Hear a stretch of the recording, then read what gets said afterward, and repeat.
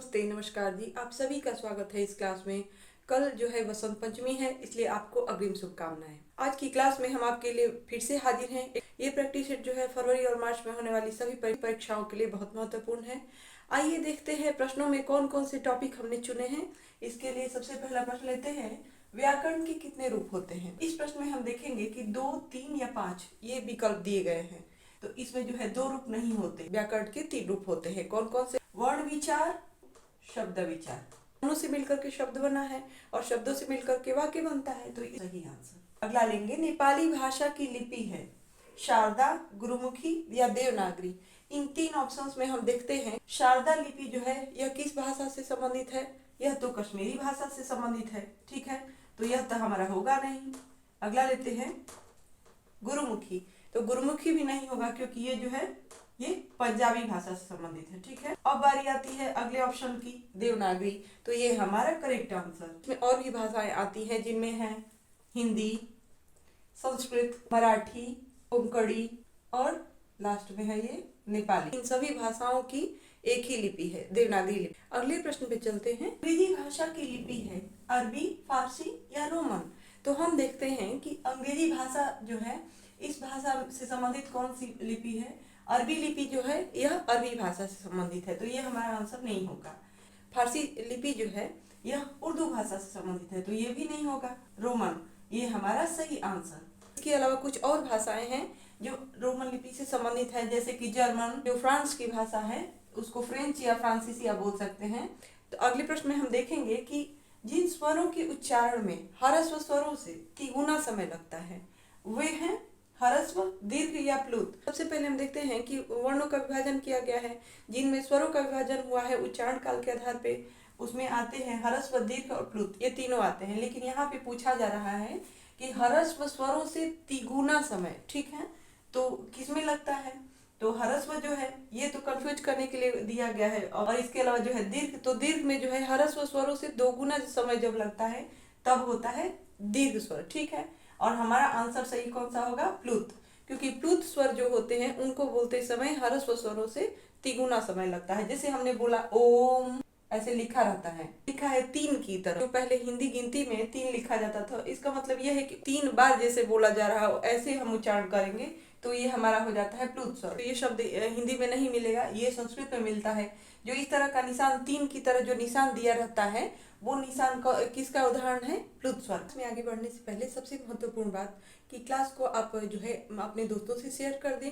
अगर क्लास आपको पसंद आ रही है तो उसको जो है लाइक कर दें, और इस चैनल पे आप पहली बार आए हैं तो इस चैनल को आप सब्सक्राइब कर दें। और इसके बाद बढ़ते हैं, हिंदी में व्यंजन के भेद हैं 52, 11 या 3। भेद का मतलब होता है प्रकार, हमारा गलत हुआ क्योंकि ये संख्या की बात हो रही है। 11 जो है ये स्वर होते हैं, ठीक है, स्वरों की कुल संख्या होती है, तो ये भी नहीं होगा। हमें तो व्यंजन के भेद बताने हैं, तो ये हमारा सही आंसर होगा। 3, ये 3 कौन कौन से हैं इनको देख लेते हैं। स्पर्श व्यंजन, क से लेकर के म तक जो होते हैं स्पर्श व्यंजन, अंतस्थ व्यंजन, यर लव, और इसके अलावा जो है उष्म व्यंजन। ये 3 प्रकार माने गए हैं हिंदी में, ठीक है। अगला लेते हैं कि पहले शब्द के अंतिम वर्ण और दूसरे शब्द के प्रथम वर्ण के मेल से जो उत्पन्न होने वाला विकार है वो कौन सा है? संधि, संधि विच्छेद या वर्ण वियोजन। तो हमने देखा कि पुस्तक धन आलय, हमने एक लिखा हुआ है पहले से शब्द आपको समझाने के लिए कि देखिए पहला शब्द का अंतिम वर्ण ये हुआ और दूसरा शब्द ये है, इसका प्रथम वर्ण ये हुआ, दोनों के मेल से कुछ विकार उत्पन्न हुआ। अब ध्यान से देखेंगे, क और आ दोनों मिलकर के क्या बन गए? का। संधि विच्छेद बोलते हैं उसको जब कोई शब्द जुड़ा हुआ हो, जब वो उसको अलग किया जाता है, 2 शब्दों को अलग अलग, तो उसको बोला जाता है संधि विच्छेद, ठीक है। और संधि विच्छेद का ही एक रूप है वर्ण वियोजन। जो वर्ण होते हैं छोटे छोटे वर्ण, एकदम जो ध्वनियां होती हैं, एकदम छोटा स्वरूप होता है, उनको जोड़ा जाता है तो वर्ण वियोजन बोला जाता है। और वर्ण वियोजन भी संधि विच्छेद का ही एक रूप हो गया, समझ लीजिए। तो ये भी नहीं होगा और ये भी नहीं होगा, तो हमारा सही आंसर कौन सा होता है? संधि। अगला प्रश्न देखते हैं कि विसर्ग के बाद स्वर या व्यंजन के मेल से उत्पन्न होने वाला विकार है स्वर संधि, व्यंजन संधि या विसर्ग संधि। तो 3 ऑप्शन दिए गए हैं, इनमें स्वर संधि तो नहीं होगा, व्यंजन संधि हो सकता है या विसर्ग संधि हो सकता है। तो इसके लिए कुछ उदाहरण देखते हैं हम पहले। जैसे हमने लिखा मनः अनुकूल, तो ये क्या बन गया? मनोनुकूल, मन धन रंजन। अगर हम इन दोनों के बीच संधि करते हैं तो उनके मेल से जो विकार उत्पन्न होता है, क्या बदलाव होता है भाई? मनोरंजन। विसर्ग के बाद, इसको विसर्ग बोलते हैं, इसके बाद स्वर आया और विसर्ग के बाद व्यंजन आया, तो ये जो बदलाव हुए हैं इन बदलाव को क्या बोलते हैं? स्वर संधि, व्यंजन संधि या विसर्ग संधि। तो व्यंजन संधि इसको नहीं बोलते हैं। यदि आगे या पीछे हम देखते हैं कि ये प्लस का निशान जो है इससे आगे या इससे पीछे अगर विसर्ग रहता है तो ये कौन सी संधि होती है? विसर्ग संधि। दोनों शब्दों में प्लस से आगे या प्लस से पीछे अगर आपको दो बिंदु दिख जाए तो आप समझ लेना कि वही है विसर्ग संधि। आगे देखते हैं, रचना के आधार पर शब्द के प्रकार हैं, यानी शब्द भेद पूछा जा रहा है रचना के आधार पर। कितने होते हैं? 3, 4 या 2? तो हम देखते हैं कि 2 जो होते हैं ये अर्थ के आधार पर शब्द के प्रकार होते हैं, ठीक है, और 4 जो हैं ये होते हैं उत्पत्ति के आधार पे, ठीक है। तो हमारा आंसर क्या बनता है? 3। रचना के आधार पे शब्द के भेद कितने होते हैं? 3 होते हैं। वे कौन कौन से हैं? रूढ़, यौगिक और योग रूढ़। इनके बारे में हमने प्लेलिस्ट में वीडियो बनाकर रखा है, आप एक बार जाकर के उसको देख लें। तत्सम, तद्भव, देशज और विदेशी। विदेशी यानी विदेशज शब्द, ये शब्द विभाजन किस आधार पर हुआ है? इस प्रश्न में कुछ ऑप्शन दिए गए हैं, अर्थ, उत्पत्ति या रचना। तो हम देखते हैं कि अर्थ के आधार पर जो है जो शब्दों का वर्गीकरण होता है वे 2 तरह से होता है। तो ये हमारा जो है आंसर नहीं होगा, क्योंकि 1, 2, 3 और 4, ये 4 है, ठीक है। तो हम देखते हैं कि 4 जो है ये संख्या कहाँ मिलती है हमको? उत्पत्ति के आधार पर जहाँ तक बात हो रही है तो उत्पत्ति के आधार पर शब्द जो होते हैं ये 4 प्रकार के होते हैं, तो इसलिए हमारा आंसर जो है ये सही होता है, ठीक है। अगला लेते हैं, प्रयोग के आधार पर शब्दों के प्रकार हैं 2, 3 या 4। प्रयोग के आधार पे हम देखते हैं कि शब्दों को जो है 2 प्रकार से बांटा गया है। एक होते हैं विकारी और दूसरा है अविकारी। और अविकारी शब्दों में, अविकारी शब्द का मतलब क्या होता है समझते हैं आप? यह है अव्यय, ठीक है। अविकारी शब्द कहिए चाहे अव्यय कहिए। अव्यय वे शब्द होते हैं जो लिंग, कारक और वचन से बदलते नहीं हैं, यानी अव्यय। ये भी 4 प्रकार के होते हैं और ये भी 4 प्रकार के होते हैं। ये कौन कौन से हैं इनको जानने के लिए भाई थोड़ा सा प्लेलिस्ट में देख लें तो अच्छा रहेगा आपके लिए, और भी बेस्ट आप समझ पाएंगे इसको। विकारी शब्द में संज्ञा, सर्वनाम, विशेषण और क्रिया, और इसके अलावा अविकारी शब्दों में जहाँ तक बात हो रही है तो ये होते हैं क्रिया विशेषण, समुच्चय बोधक, संबंध बोधक और विस्मयादि बोधक। प्रयोग के आधार पे शब्दों के प्रकार कितने हुए? 2। तो ये हमारा आंसर। अगला लेते हैं, दही का तत्सम रूप है। इसमें हम देखेंगे कुछ विकल्प दिए गए हैं, मक्खन, दूध या दही। तो यहाँ पे बात हो रही है तत्सम शब्द की। तत्सम का मतलब होता है उसके समान, यानी संस्कृत के समान जो होते हैं उसको बोलते हैं तत्सम रूप, ठीक है।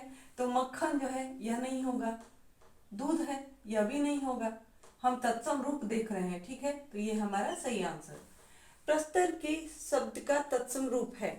इसके कुछ विकल्प दिए गए हैं। पहला, प्रथम या पत्थर।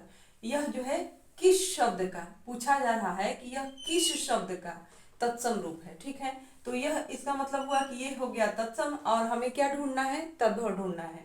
तो पहला जो है यह तद्भव रूप है, प्रथम है यह तत्सम रूप है, पत्थर क्या है? यह तद्भव रूप है। तो पहला का अर्थ होता है, पहला का क्या होता है? प्रथम।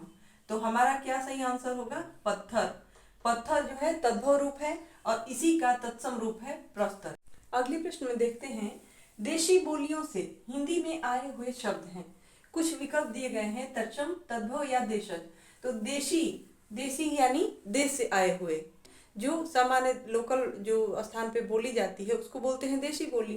तो ये तत्सम जो होते हैं ये तो शुद्ध होते हैं, तद्भव होते हैं, तत्सम रूप जो होते हैं शब्द उनके ही टूटे हुए रूप होते हैं, अभ्रंश जो, उनको तद्भव बोलते हैं। हमारा आंसर कौन सा होगा?